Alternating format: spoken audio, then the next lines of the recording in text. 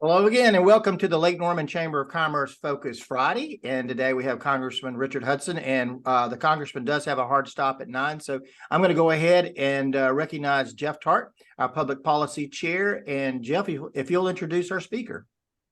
Appreciate it, Bill. Well, today we have Congressman Richard Hudson, who's like the fourth ranking Republican member of Congress as he serves as the chair of the NRCC, and I'll let Richard explain some of that. What we're going to do format-wise this morning is I'm going to give the floor to the congressman. He can give us an update on some of the things that are going on in the Hill, and then Richard and I are going to get into a conversation on some of the topics and issues that hopefully will interest our chamber members. So, Richard, with that, I'm going to just give you the floor.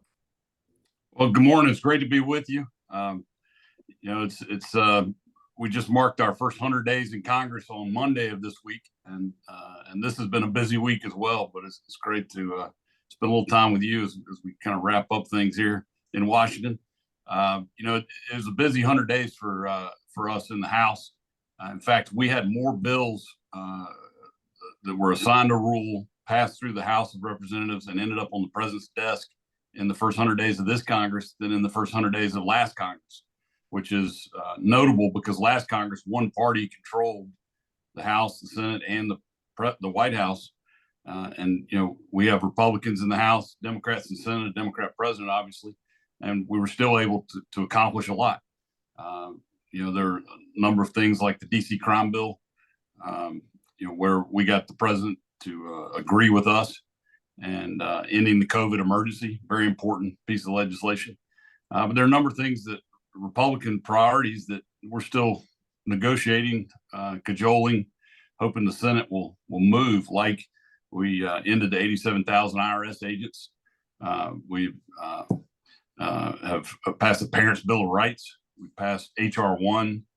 Usually you assign that number to your most important issue. For House Republicans, that's energy, because we have an abundant supply of energy here in America that our federal government regulations and rules and decisions by the president have prevented us from going to get. And because of that, gas prices have gone up. It's driven inflation. It's made us more dependent on China and other adversaries. So we think that's a priority, and we'll continue to cajole, negotiate, maybe threaten the White House and the Senate with hopes that we can take up some of that legislation. Because there's a lot of common sense. Even permitting reform, I think we can find some agreements between Republicans and Democrats, because Democrats want things like windmills to get approved faster. And so they're recognizing some of the issues we've raised. So it's been a busy first 100 days, and we're just getting started. And I would just say on top of that, too, we've had about 250 hearings, oversight hearings. We've, in fact, one day last month, we had 42 hearings on one day. That was a record for Congress. So House Republicans are busy. We're focused on issues that matter to the American people, and we've made some progress. All right, Congressman, I appreciate it. Do a little bit, because with your role with the NRCC, can you explain the organization, if you will, and a little bit of what you guys focus upon? Sure. Well, I'm sure everybody's familiar with the Republican National Committee, the Democrat National Committee. Those are the major national party committees. But each branch of Congress, Republicans and Democrats, have their own campaign committee. And that campaign committee is organized a lot like the party committee, but the purpose is to oversee the elections for their party in that chamber. So for Republicans in the House, it's the NRCC, National Republican Congressional Committee. And I was elected by my fellow Republicans to serve as chairman. The position is fourth in line to our speaker. It's a real honor to hold this position. And we've never had anybody from North Carolina in this role before. But it puts me at the head of a $250 million organization, about 100 staff. And we're very focused on raising money that we'll need for these campaigns, but also recruiting candidates around the country. And then we're going to build strong campaigns around those candidates and continue to raise the money they'll need to be successful. But I'm convinced we've got a great game plan. We've got a battlefield, I think, that's going to be very favorable to us. And I believe we're going to pick up seats. As you talk about recruiting candidates, both parties do it. It's part of the political process, and you want strong and outstanding candidates. What's the process like, and how do you go about identifying people who are willing to serve in today's environment? Well, that's a great question. I joked there's got to be something wrong with you if you're willing to run for office, Jeff. You know that. But honestly, you know, one of the things Speaker McCarthy has really stressed for the last several election cycles is that we have to do a better job recruiting Republicans to run for Congress who reflect America. Who don't all look like you and I, Jeff. And I couldn't get elected in a lot of places around this country, because my views may be too conservative for some districts. My cultural background may not fit in New York City or other places. And so we're really looking for candidates with compelling life stories who aren't generic Republicans who fit their districts. So like last election, we had John James in Michigan. He's an African-American, former Army helicopter pilot, very compelling life story, really dynamic young businessman in Michigan. And he was successful in getting elected to Congress. We've got Juan Ciscomani in Arizona. He, as a small child, his family immigrated to Arizona from Mexico. His dad drives the city bus in Tucson. He grew up working multiple jobs. His dad would take he and his brothers and sisters and wash cars in the wealthier neighborhoods in Tucson when he was growing up. He's got a very compelling life story and has been very successful. And he was elected to Congress in Arizona. So it's candidates like this, Monica de la Cruz in the Rio Grande Valley of Texas. First Mexico, not the first, I believe the second, because we had Mayra Flores last Congress, second Mexican-born American elected to Congress from Texas. Both happen to be Republicans. So these are dynamic, compelling candidates, and those are the type of candidates we're continuing to try to recruit. Excellent. Tell me a little bit. You've served a while now with Speaker McCarthy. I know you're meeting with him. Actually, that's why we're going to be a little short, because you have a meeting with him right after this. Tell us a little bit your insights around Kevin's personality and a little bit about maybe his management style. What's it like now that he's holding the gavel? Yeah, Kevin is a great person. He's a person of high character. He's a person who's fun to be around. He's patriotic, loves his country. He's just really motivated. He's always just full of energy. And he's been that way since he first got to Congress as a freshman. As soon as he got here, he decided he was going to head up recruiting. And so most people who chair recruiting use a telephone. He got on an airplane and flew all over the country and rented cars and drove all over and visited candidates. And, because sometimes the best candidates are real busy with their life, their family, their successful careers. They don't want to put that on the shelf and run for Congress. And so, it takes a little bit of convincing. So that was where he first kind of made his mark. Then he and I don't know if you remember, he and Eric Cantor were the young guns. They got on the cover of a magazine because they were kind of the up and coming leaders. And Eric picked Kevin to be his deputy when Eric was the whip, and he's just moved on up from there. Every leadership role he's had, he's been someone who brought people together. He's someone who is good at laying out a vision. And since he's been our leader for 2 election cycles, we've won. When Senate's lost seats, we've lost governorships, we've lost around the country. House Republicans have won elections, and I think a big part of that is because he's laid out a vision for how we're going to win and inspired us. And then you look at this Congress, the record 15 votes it took to be elected Speaker. I think America got to see how tough Kevin McCarthy is, but also how wise he is. And a lot of people probably would have given up after a few days. A lot of people may have lost their temper. But I think Kevin showed us that he's a consensus builder, and he's someone who's willing to listen. I think that week that we were voting and then having long discussions in the evenings made him a better speaker, because I think he realized he's got to really listen to every member of our conference. And I think it's remarkable that we've held together like we have. And, we've put a great debt ceiling plan together where, people like me who've never voted for a debt ceiling, we're now willing to vote for a debt ceiling because Kevin has put together this package that I believe will put America back on the right track. And so I give him high marks, and I think he's been an excellent leader. Can you talk a little bit, obviously a little more so on our side of the aisle relative to organizational structure. This is kind of a strange thing, but there's a number of caucuses that exist and always exist, and there's certain ones that have more say, if you will, or a little more involved in the normal things. There's all the smaller caucuses or caucuses that are affinity groups, but the real ones doing the work. And I think of things like the Freedom Caucus, the Problem Solvers Caucus. Can you explain kind of the major caucuses and kind of how they operate and what their purpose is? Sure. Well, the oldest caucus is the Republican Study Committee, which was started as kind of the upstart rabble-rousing conservatives. And over the years, it's grown in size. And so a few years ago, some of my closer friends in Congress, including Mark Meadows, North Carolina, decided they needed a new rabble-rouser break-off caucus they called it the Freedom Caucus. I almost joined their group, except they have a rule that says if 80% of the group votes for a position, then the whole group has to vote that way. And I just felt like I could never give up my voting card. It belongs to the people of the district I represent. So I didn't join the group, but I've always been very close to them. And I think they've been at times very helpful. And they certainly played a crucial role in this, bringing the caucus together for the speaker's vote. And they're like about 20 members or something approximately, or they keep their list secret. I think it's somewhere between 20 and 30 members. And there's a pretty wide spread of ideology and perspective in that group. They're not a monolithic group, and it's a lot of really good, strong members of Congress. So it's it's an important group. And then the Tuesday group is kind of the older group of center right, some call moderate members.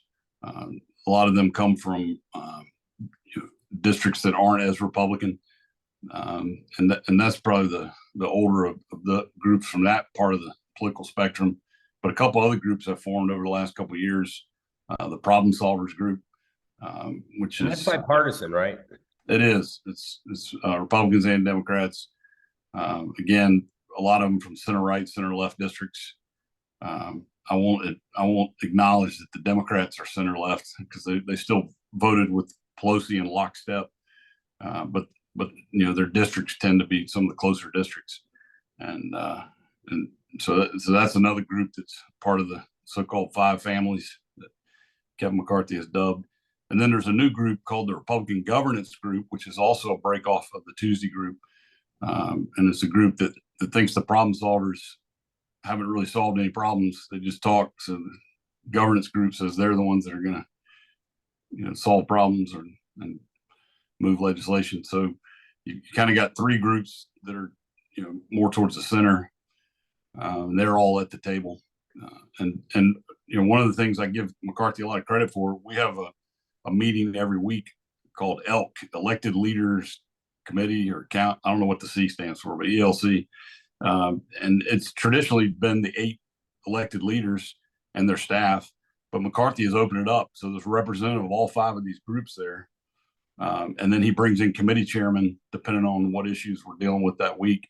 And so he's really opened that group up. And so it's not just the leaders in the room talking to each other. It's more broadly the leaders of the conference. And I think that's been very helpful as we've navigated some of these really tough votes. Congressman, can you walk us through a little bit of who are the main players? You talk about the elected leaders of each party in a sense, but so who's got the influence that people listen to, follow, are guiding the direction on the Hill these days that, us sitting out here at home should pay attention to, and maybe some of the household names that are in the news and who are maybe some that we might not recognize, but we should actually follow and pay attention to because they're influencers? Well, I'd say nobody has the speaker's ear more and is trusted more than Patrick McHenry, who just happens to be your congressman. He was at the center of the speaker's vote negotiations. He was really kind of it was his idea to break the group up into smaller groups and get in rooms and just talk to each other. And I think that led to a lot of trust being built. And that was sort of his blueprint. And, he's someone that I know the speaker trusts very much and is in regular contact with. He's certainly been very heavily involved in the debt ceiling, crafting of the legislation and kind of putting the coalition together. He's going to be very involved in any of the key votes and things going on, as well as, when we had the banking crisis, I remember, this all kind of broke on a Friday. That Sunday, Schumer called a meeting of leaders of the House and Senate. It was a phone call, and McHenry sort of stood out as the leader on that phone call. He was the one who was really setting the tone. In fact, he was lecturing the Treasury Department official on the call that you need to be much more vocal. You need to get out there and show confidence in the regulators on Monday morning if we're going to stem this thing. It was basically a Twitter created run on the banks. And his point was, we have to show confidence in our regulators. The system is working, but you at Treasury need to be out there more vocally saying that so that people can have confidence in their banking system. And he was very instrumental in telling Republicans and Democrats in Congress, here's what you need to be saying.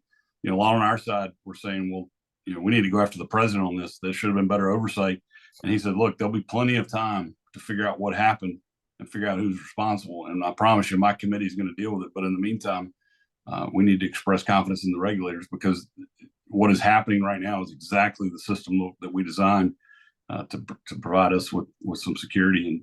And so he set the tone for the whole thing. And you can be really proud that your representative is one of the key players in the Congress. I would say, in addition to Patrick, Garrett Graves of Louisiana sort of emerged that first week of January as someone who could be a consensus builder, who all sides trust. And in fact, the speaker has made him chair of the ELK. So every week he runs that meeting. He's also been sort of behind the scenes, coordinating the negotiations for the debt limit bill that we're going to vote on next week. So Garrett Graves has emerged as very important. I would say Dusty Johnson of North Dakota. He's the chair of the Tuesday group. So he, like Garrett, has been in almost every major conversation since the first Tuesday in January, and is again someone who's been very instrumental in helping us reach a place where 218 Republicans from all across the country and all across the ideological divide can come together. Well, appreciate that. You mentioned, and we're going to jump to it a little bit, that there were the number of special hearings. How significant or how important are like the special investigations that we hear about and we see in the news? Is that all political show, or do we get to content and outcomes and things that benefit the public? Well, from my perspective, last Congress or last couple of Congresses, you saw nothing but political show. We as House Republicans have been determined that we're not going to do that we're going to be thoughtful, and we're going to be methodical, and we're going to be truth seekers. And wherever the facts whatever they may be, we're going to uncover the facts. So if you go across the spectrum, there's the new select committee on China. The speaker worked very hard to get Akeem Jeffries to work with us so that it's a bipartisan committee, because China really is the greatest existential threat to our country. Everything from militarily, economically, the surveillance and spying they're doing.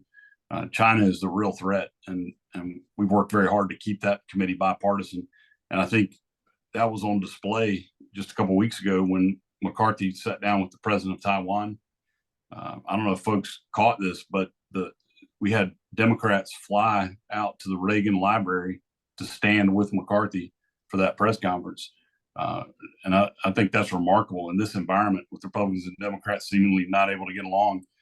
You had Republicans and Democrats standing behind the Republican speaker at the Reagan Library, showing our solidarity on this issue. So, I think that one's very important. I think the weaponization select committee, it's a little bit tougher. This is, an issue that's a lot harder to make bipartisan these days, because unfortunately, I think there's a lot of civil libertarians on the Democrat side that aren't acknowledging what's actually happening with weaponization of the federal government for political purposes. And I think that's a shame, because it may be that Republicans are being targeted today, but if they get away with it, it could be Democrats being targeted tomorrow. No one is safe. And so I think that's a very important committee. And despite the the tough politics of it. Jim Jordan is working very hard to try to make that a thoughtful, serious committee so that it doesn't spiral into one of these crazy show things that we saw under the Democrat control. And then I think, you look at the Oversight Committee under James Comer. One of the key issues they're looking into is these massive payments by foreign governments to the Biden family. I think that's a very important question that every American ought to want to know. Is our president compromised? Has our president received huge payouts from these countries that now influence his decision making? I think that question ought to be answered, and we're following the facts. So let's jump into China just for a few. We got a few minutes. We got about 10 minutes left. Tell us kind of what's your thought about China. You mentioned it's one of our greatest existential threats. How so, and what's being done from both your thoughts, how we should be dealing with it day to day, and then how should Congress, or how do you see Congress dealing with it? Well, American people need to wake up and realize what a threat China is to us, and to understand it. I'll give you an example. A few years ago, an official from China said to me, "We had a bad 200 years, but we're back." I'll think about that. Longer. I mean, here in America, you lose your mind if the video doesn't download in 30 seconds. We seem so focused on tomorrow. Our attention spans seem to be so short. Wall Street seems to be looking only at the next quarter, not long term. I mean, we as Americans, I think, don't even comprehend how the Chinese look at the world. I mean, they have a 100-year plan to wipe out America as the superpower and replace us. And they're using every tool at their disposal. They have a whole of government approach. Everything from, they have an entire division of their military that does nothing but try to hack our businesses every single day to steal IP. Basically, every business in America, if you're a large size business, you've already had your IP stolen. If you're a medium sized business, you've probably had all of your IP stolen. The Chinese every single day are attacking our government computers, our private sector computers, our energy grid. They are probing all the time. They have a device like TikTok where they are surveilling Americans. I asked a question in a hearing with the CEO of TikTok, and I was getting somewhere because they made a video attacking me where they took half of my question to make it look like I didn't know what I was talking about. I was trying to get at this issue that if you have TikTok on your phone, that they have the ability to go into your home Wi-Fi, your local network, and pull information off every device on your network, whether it's your computer, your TV, other phones, other devices. They're not just surveilling off your phone, they're surveilling everyone in that local network. And so I asked a two-part question. I said, when you have this app on your phone, does it access your home network? Well, of course it does. And so they took that part and have made this TikTok video saying what a dummy I am. But my follow-up question was this question: then do you have the ability to surveil other devices on that local network? And he basically wouldn't answer the question, and said he'd have to get back to me on it. So, I mean, if the answer were no, that'd be a very easy no. That wasn't the answer he gave me, and that should be chilling to every American. If your kids have TikTok, you're vulnerable, and there's all kinds of information the Chinese are collecting. But then you look at what they're doing around the world. They own most of the key ports in the world. They've gone into countries in Africa, and now they're starting in South America that have minerals and other natural resources, and they are loaning them money with a catch. And the catch is, when you can't pay back the loan, you have to give China your resources and the ability to mine those.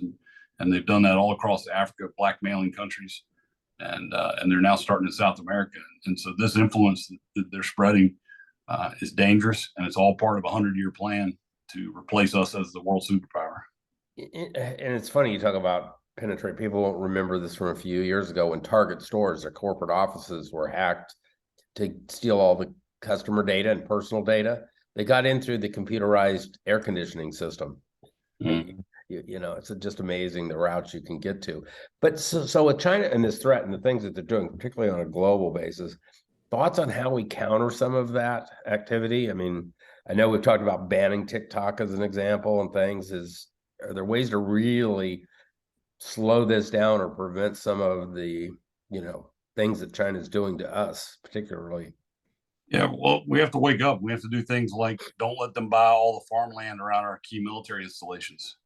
We've allowed that. We need to use eminent domain to take that land back and stop allowing it. In healthcare, you look at the supply chain for our pharmaceuticals. Almost every ingredient in our pharmaceuticals now comes from China. Many things like insulin, other key medicines we have are solely sourced from China. So they control that. If they want to turn those off, it'd be catastrophic for our country.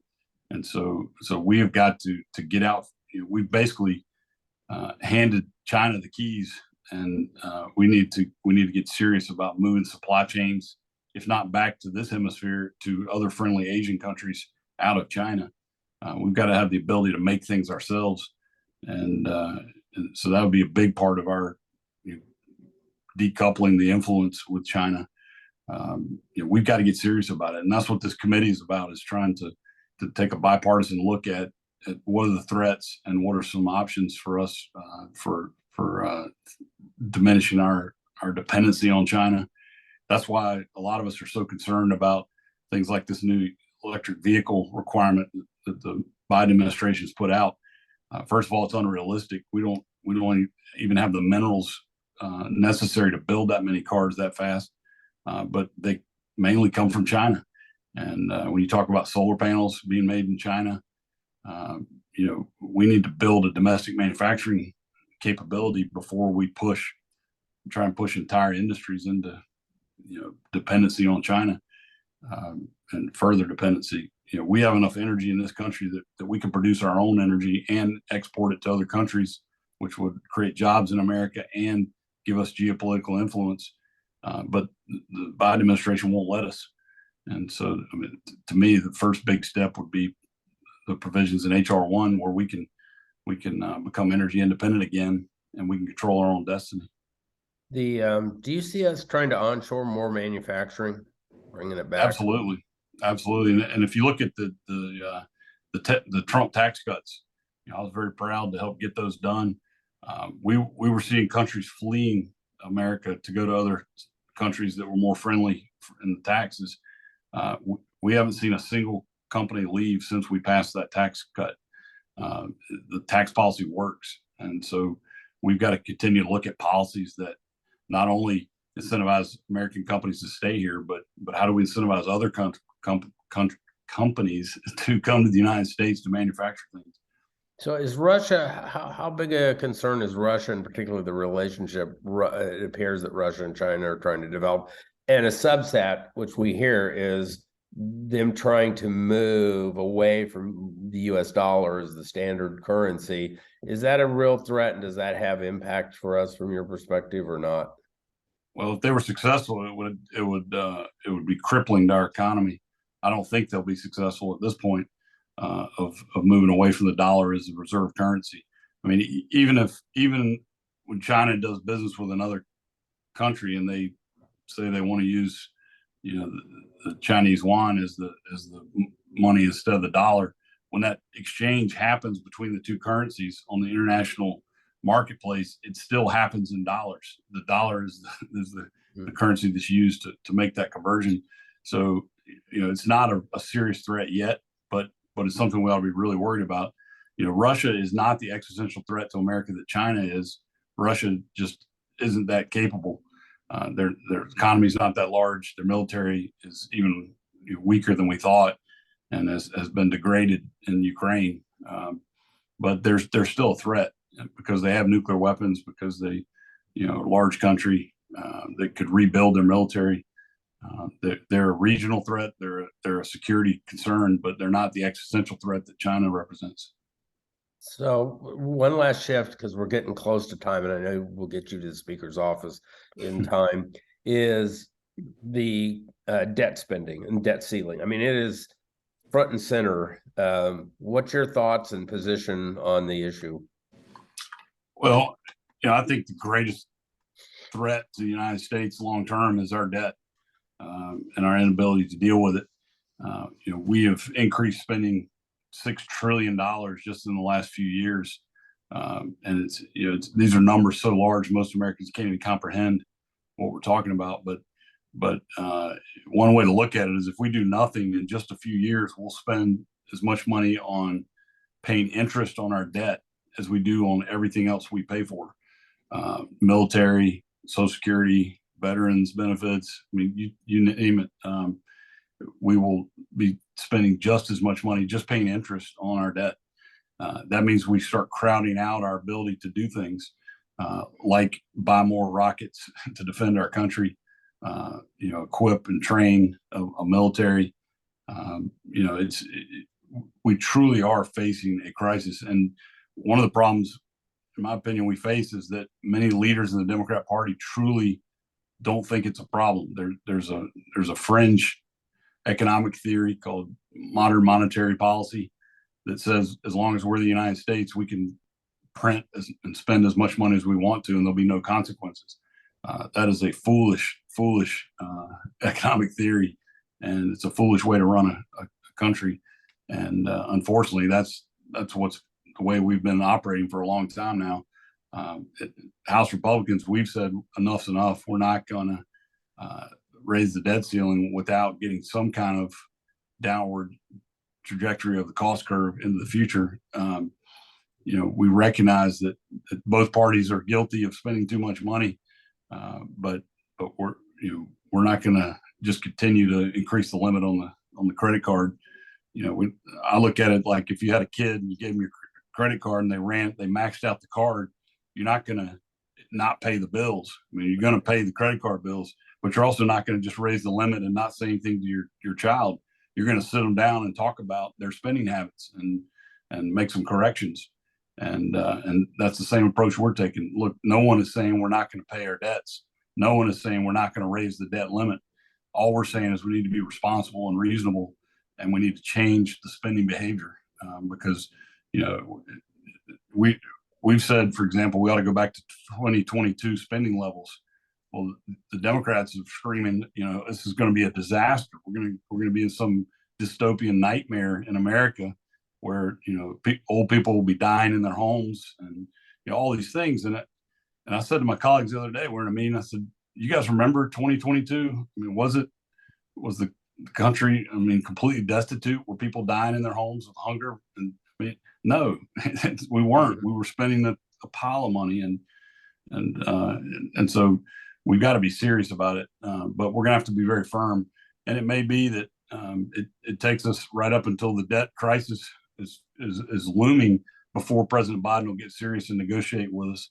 I'm hopeful that when we pass this bill next week, that will put pressure on the president, because the American people understand we have to negotiate. This position of you have to raise the debt limit, we're not going to negotiate, I think is unsustainable. And I think most Americans, regardless of political persuasion, understand that. Well, Richard, we're at the top of the hour, and I know you need to run. I'd like to keep you for another hour or so talking about issues.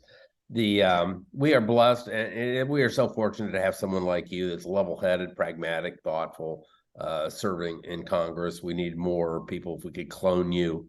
Obviously, leadership has great confidence in your skills and ability, as we do around the region. I know both sides of the table listen to you, which is so important that we have a voice. So again, we need to let you run, unfortunately, and we truly appreciate you taking the time today to spend with us and the members of the Chamber of Commerce. So we'll let you get out of here, and we're going to finish up our stuff on our side. Great. Well, sure enjoyed being with you, and we'll do it again anytime. All right. Thanks, Richard. Have a good one. You too. Jeff, all right, Bill, back to you. Yeah, and thank you very much for that. We have Mike Riley. Mike is the president of Novant Health Huntersville Medical Center, presenting sponsor of this program. And not only that, Novant is the presenting sponsor of both of our junior and our adult leadership program. And Mike, yesterday we graduated our junior leadership Lake Norman, and we went around the room and we asked them which particular session they enjoyed the most. And certainly the healthcare session that you at Novant and also our partners at Atrium put together. They loved the tour of the hospital. They loved the helicopter and seeing the helicopters, but thank you so much for everything that you do to promote our programs. Share a little bit about what's going on at Novant.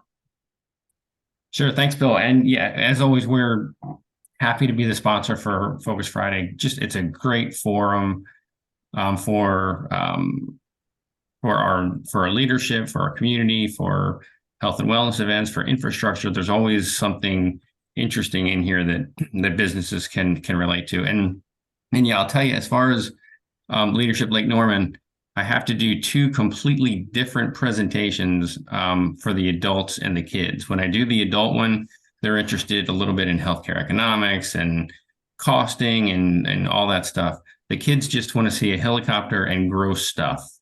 So we show them the helicopter, and I show them these pictures of open lungs and all this disgusting stuff, and they think it's the greatest thing ever. So yeah, so because when I tell teenagers, my hilarious jokes, I get crickets. So I just have to show them. So that's how we do that.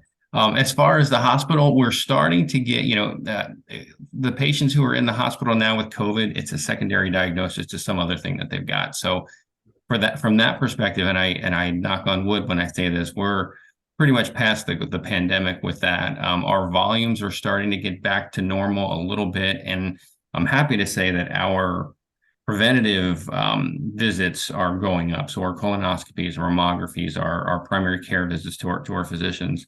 And I would tell you, and to tell all of your employees, get your preventative care done. During COVID, we had the whole crisis, but the thing that made the crisis that much worse was that people just didn't go to their primary care once a year.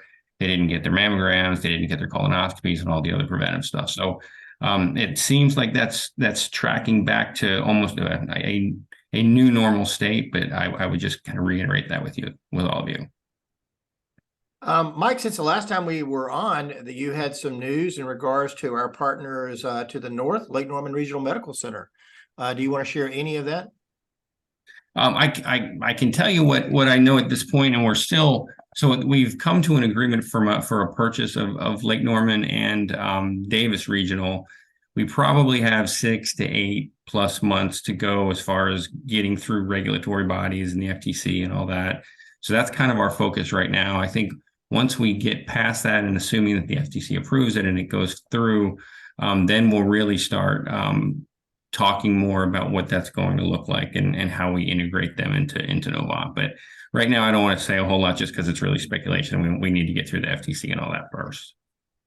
Jeff, you've raised that in 2019, we had a tremendous healthcare summit where we engaged our partners from Novant, Atrium, also Iredell Healthcare Systems, and had all of you come out and talk about the state of healthcare. And we were maybe looking at a July timeframe of putting together a healthcare summit. So we'd love to have you come back, and because I thought that was a great dialogue, having you and the other healthcare providers talk about some of the challenges and opportunities out there in the healthcare sector.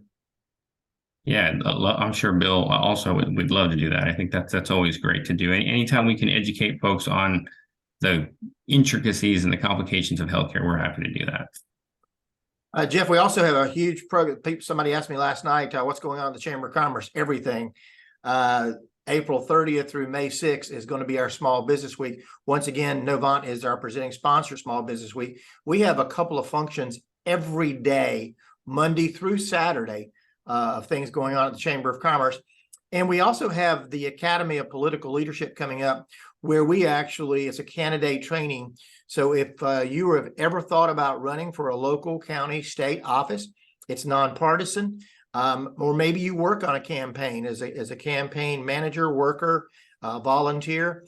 It's a fantastic program. So see us. That program will kick off next Saturday, the 29th. Jeff, do you have anything else? Nope, I think that's most of it. We're working on the rest of the agendas for Focus Fridays. We've got appropriation chairs from the state budget that can talk to us. We've got a former chair of the Joint Chiefs of Staff lined up. We've got further congressmen, state senators. We've got a U.S. senator lined up. So we've got a lot of folks for the rest of the year. We should have a pretty good talent base to share with us what's going on in our local economy. I see we have our mayor from Cornelius, and there's always something also going on in the town of Cornelius. Mayor Washam, do you have anything from maybe a report from the town? We do have it going on. We're getting ready to end our Mayor's Fitness Challenge on Sunday with a celebration at Bailey Road Park. So my hopes are still up, but you know, we've got some tough competition this year. So most of us in the middle of budget season, a lot of dialogue about that with the reval in process. That's been tough, particularly on those of us here in Cornelius that live in and around Lake Norman. But we'll make it through, and you know, we've got some great plans going on. Really do. One thing for your calendar, the Charlotte Symphony will appear at Bailey Road Park on June 24th. Something for your calendars. It'll be a fantastic event, ending up with fireworks. So I know most of us like to plan ahead for that. So come on out on the 24th of June, and we'll celebrate America once more.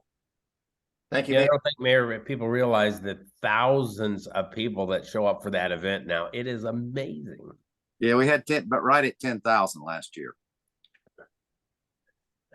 Jeff, we've got some exciting speakers coming up on Focus Friday. You want to just talk about some of the upcoming speakers we have booked?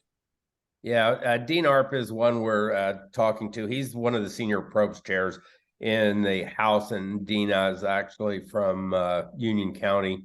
So he's one. We're lining up Tricia Cotham to speak. So Tricia will be interesting because she's in the news as I tease. We're trying to compete between CCN and CBS and NBC that are vying for her time as well. So we're trying to work in the middle of that. And as I mentioned, one right away we're looking at is trying to get one of the former chiefs of staff, General Peter Pace, to come join us. He actually is a Cornelius resident now, which is amazing. So he's got quite a storied history and service to our country, leading our military globally.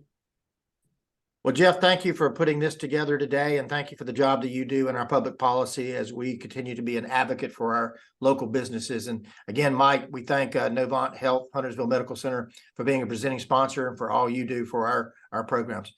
Enjoy your weekend at the lake, everyone.